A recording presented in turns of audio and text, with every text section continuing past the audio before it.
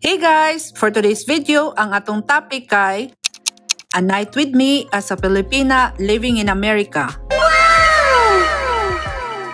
O diba, na-miss na ninyo na linya guys no? Gibalik dyan ako para sa inyong ha. Walay nangutana pero ako gihapong i-istorya sa inyo ha guys. So kanina yung bathroom guys, bathroom ni sa hotel na among gistihan sa Niagara Falls. So kanina time guys, gikan nami ani nag-dinner. So pag-abot na mo, pag-check-in na mo sa hotel 3 to 4 p.m. Gisingot man mi guys. So disir mi nag-dinner, naligo sa mi kay grabe man namong singot sa biyahe. Kay basing na imo palag din ha aba, na diretso ra ko nag-skincare nya, walay ligo-ligo. Naligo na ko ana guys ha. So sa inyong nakita guys, kanang mga toiletries na ko, travel size na siya guys. Mo nang magagmay na siya inyong hang nakita din haa kay pang travel man na siya. Kay kanina video guys is a skincare nighttime routine man ni siya. So mag-start na ta sa atuang product. Ang una na kong gigamit is facial cleanser sa ako ang naong.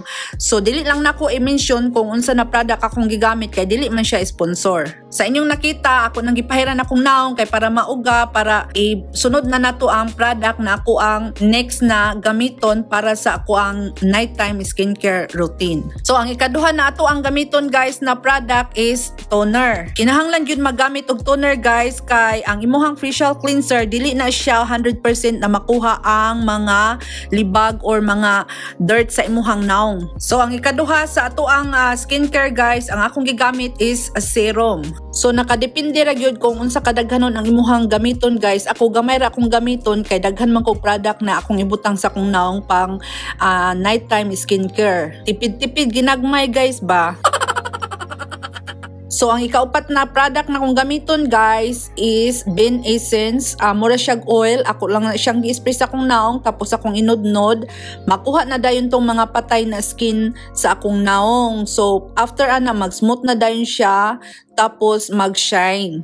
Ang ikalima guys, magamit tag cream sa atong naong para mag-smooth o mag-shine ang imuhang naong. Mao ni ang ako ang gina-apply kada gabi. Tapos kanipon na cream guys is mag-avoid siya na mag-dry ang akong skin. So ako lang gisudlay akong buhok guys kay para ma-ready na siya sa last product na akong gamiton sa akong skincare nighttime routine. So ang last product na itong gamiton guys is night wrapping mask. Kuan ni siya guys, kojic acid turmeric. Kuan ni siya, overnight nini mo na gamiton, tapos imo na siyang ibutang sa imong naong na ana siya jelly brush, imong ibutang sa jelly brush tapos imong ibutang pahid sa imong naong, i-dry nimo siya 15 minutes, tapos ma-dry na gani, pwede na ka matulog, tapos tanggalon nimo pagka buntag pagmata nimo. Take note lang guys, ayaw gyud pag adto sa imuhang bed or ayaw pagtulog kung dili siya dry. Ipa-dry gyud nimo siya 15 minutes tapos kuhaon or tanggalon or pakniton or manghilamos kag tubig pagkabuntag na. Nindot gyud siya og effect guys kay mag smooth og mag soft og magkuan gyud imuha, mag-light ang imuhang naong ani na wrapping mask. Paborito gyud ni nako na wrapping mask, kada gabi nako siya gamiton. So mao na niya ang resulta guys after na kumabutang ang tanan, basa pa gyud ni siya kay wala pa man ni siya nag 15 minutes. Mao na ang resulta. Mura siya jelly nagibutang sa imuhang naong. So nagulat pa ko ani 15 minutes before kumadto sa akong bed. So after 15 minutes, tara! Mao na ni siya guys ang resulta, patulog na ko. Thank you everyone, maora to. Salamat sa pagtan-aw. Bye. Don't forget to like, share, comment and subscribe. Thank you.